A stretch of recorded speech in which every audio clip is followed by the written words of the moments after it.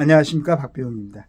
요즘 TV에 나와서 많은 패널들이 이제 잠깐씩 보고는 이제 보지는 않습니다만은 여러 가지 얘기들을, 의견들이 개진이 되죠. 보면은 굉장히 이제 좀 객관적으로 설명을 하려고 애쓰는 분들도 있고, 어떤 분들은 본인이 갖고 있는 어떤 그 틀을 벗어나지 않고 오로지 그것만 주장하는 분들도 있어요. 그 다음에 이제 그런 프로를 진행하는 그 진행자들도 어느 정도 한쪽으로 편향되는 그런 시각을 갖고 있습니다. 갖고 있어가지고, 참, 어떤 게 객관적이고, 누구도 마찬가지겠죠. 근데 어제도 잠깐 이제 도마복음에 대해서 얘기를 했지만은, 우리가 성경이라고 그랬지 않습니까? 굉장한 이제 참, 지구상에서 가장 큰 어떤 영향력을 끼치는 책이죠.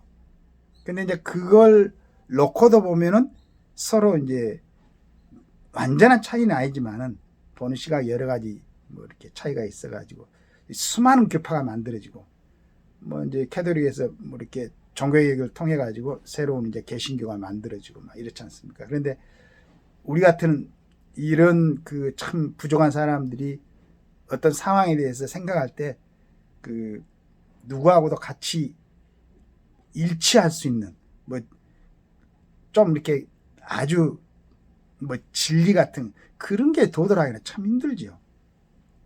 이건 스님들께서도 그렇고 수도하는 분들이 평생을 가서도 참 대우각성하기가 굉장히 힘든 그러기 때문에 그래서 이제 요즘 현대 국가에서는 전부 다 이제 헌법과 법률을 만들어 놓고 또 그게 이제 그 부족점을 중간중간 메꾸기 위해서 시행령, 부령, 그 다음에 지방에서는 조례나 규칙을 만들어가지고 그걸 기준으로 그렇다고 그것이 이제 계속 다 항상 맞는 게 아니기 때문에 끊임없이 이렇게 이제 변화시키면서 그 상황에 맞게 적용시키려는 그런 서로 간의 규칙을 만들죠. 저는 이제 잘하지는 못하지만 하여간 축구를 좋아해가지고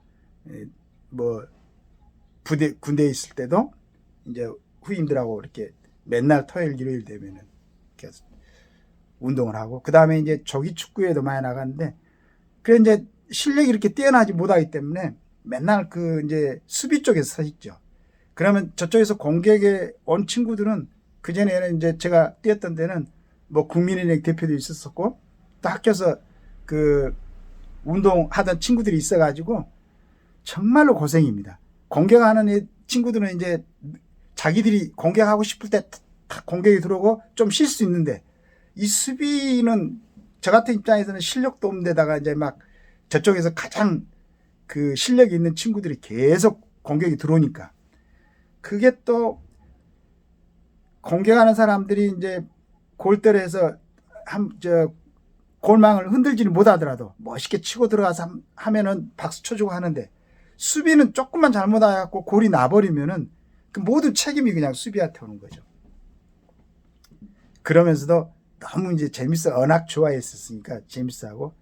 근데 이제 축구를 하려고 그러면은 이제 보통 이게 초등학교나 중학교, 고등학교 운동장을 빌려서 이제 아침에 운동을 하는데 나가서 조금 먼저 나가가지고 이제 그라운드에 있는 돌 같은 게 있는가 정리하고 네트 골망도 치고 주변을 정리하고 라인이 제대로 안 그려져 있으면은 이제 라인도 그리고 이제 이렇게 해가지고 정비를 하죠.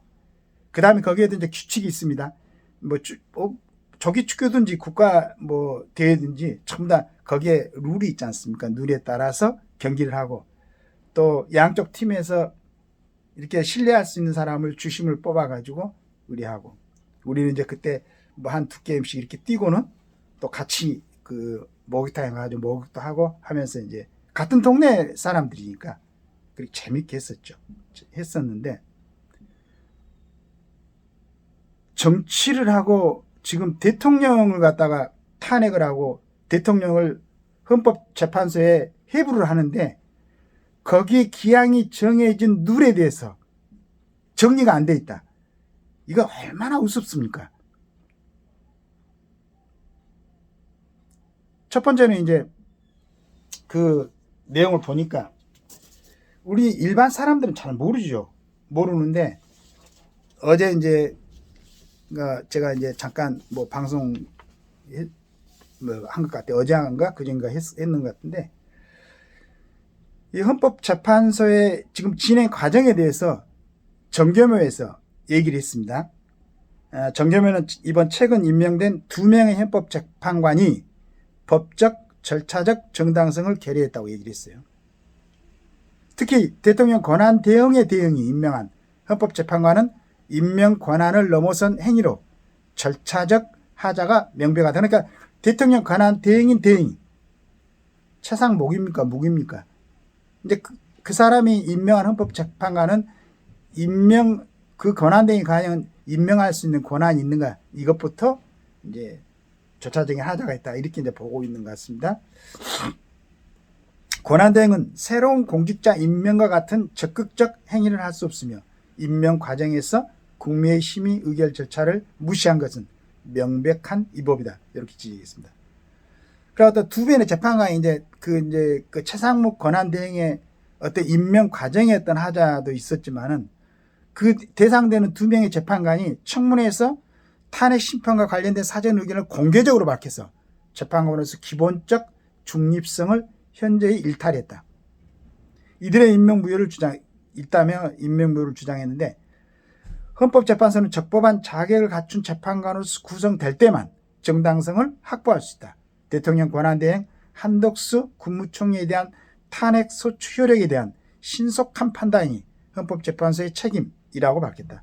또 재판관 구성이 정당해야만 대통령 탄핵 심판 과정에서의 안정적 체제를 유지할 수 있다고 강조했습니다. 자, 이런 부분도 있습니다. 그 다음에 탄핵 심판의 쟁점 중 하나는 내란죄 철회와 관련해 정교묘는 탄핵 소추 이후였던 내란죄가 철회된 것은 국회 탄핵 의결 자체를 무효할 수 있는 중대한 사안이라고 지적했다. 이어 탄핵 청구인이 내란죄를 철회한 것은 소추 사기로 의심받기에 충분하다며 헌법재판소가 이를 각하하지 않는다면 공정성을 의심받을 것이라는 얘기였다.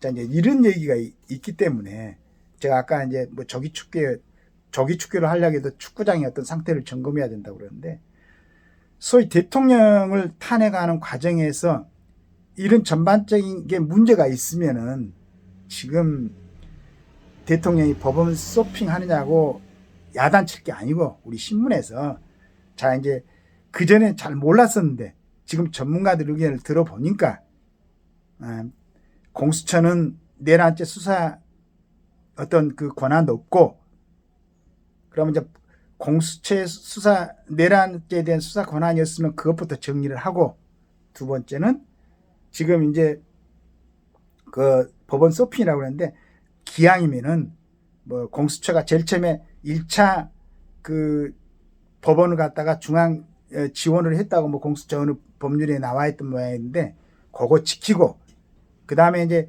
그 다음에 이제 지금 탄핵 소추 결의가 돼 있으니까 윤 대통령에 대한 마지막 마무리 이제 그 관련된 어떤 결론은 헌법재판소 나올 것 같은데 헌법재판소의 구성은 정확하게 돼 있는가?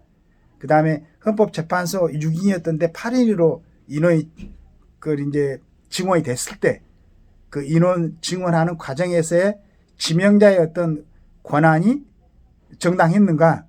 그 다음에 그 사람들이 그 청문회에서 자신들의 의견을 갖다가 그 공개적으로 밝혀가지고 그런 부분에 대해서는 그건 또 어떤 재판관으로서 결격 사유가 아닌가? 이런 부분부터 차근차근 정리하는 그런 내용을 저는 신문에 좀 썼으면 좋겠어요. 그래가지고 안정된 어떤 사법 시스템 그 절차대로 그 다음에 이제 그 수사하는 팀들 제일 처음에는 수사도 무슨 국수본 그 검찰 특수본 그 다음에 공수처 그랬죠. 그런데 검찰에서는 이제 아마 법률을 검토해 봤던 모양입니다. 그럼 검찰은 우리는 그냥 안 하고 공수처를 넘기겠다. 그러니까 공수처가 받았어요. 공수처는 또 그게 없다 그러면은 이제 국가수사본부하고 전번에 그게 인정을 했으니까 공조본을 꾸려가지고 했었죠. 그래서 공수처에는 지금 영장을 청구하는 권한이 없다는 얘기도 될 수가 있는데 그 부분도 해결하고 국수본하고 그러니까 이제 국가수사본부에서 이제 이걸 수사를 한다. 그럼 국가수사본부에서 수사를 하게 되면은 지금 국회에서 탄핵이 돼가지고 헌법재판에서 심리를 하겠다고 하는데 과연 지금 수사를 해가지고 그러니까 헌법재판소에서 그 심리를 할 때는 수사에 대한 기록을 못 보게 돼 있는 모양입니다. 왜냐하면 거기에 이제 선입관념을 가질 수도 있고 하니까 정확하게 심판을 하려면은 관련된 증인들을 전부 불러가지고 그 증인들을 얘기들을 듣고 헌법재판소는 수사기관하고는 어떻게 보면 격이 틀리지 않습니까?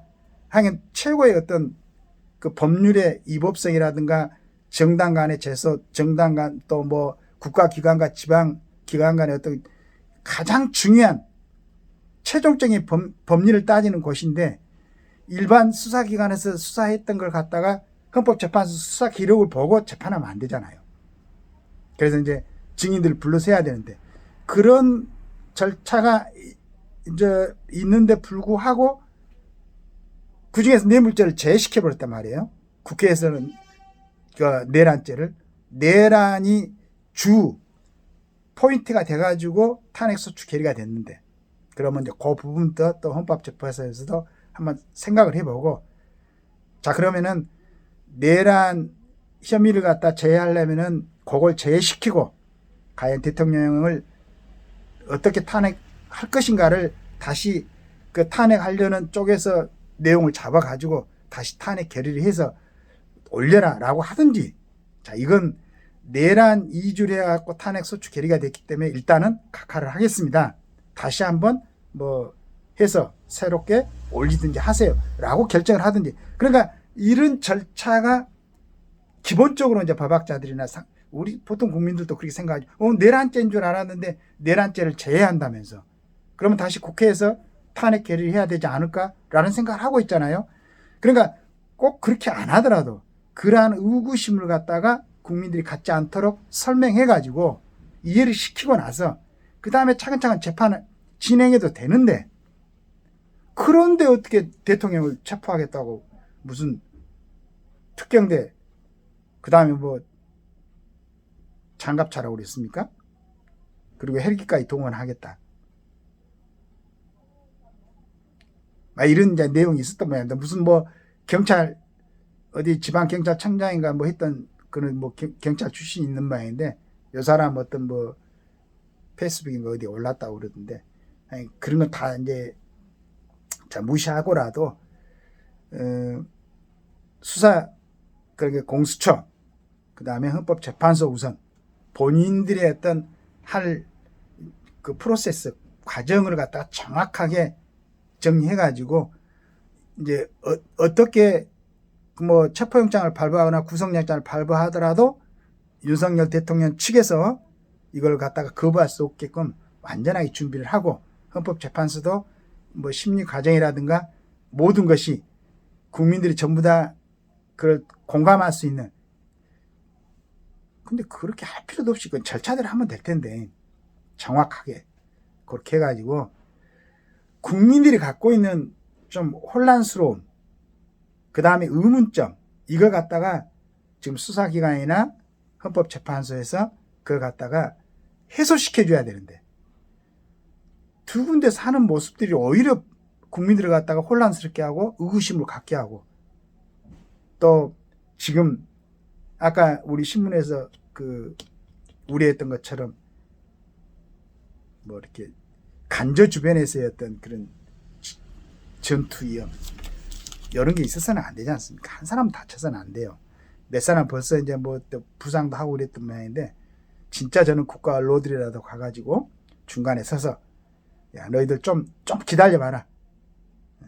우리나라에도 헌법재판소도 있고 법원도 있고 다 있지 않느냐라고 설득해가지고 시간을 좀 갖고 차근차근하게 가장 중요한 게 사법기관의 정상적인 작동인 것 같아요. 그렇게 해가지고 국민들이 안정을 취할 수 있도록 그런 노력을 보여주시기를 기대합니다. 감사합니다.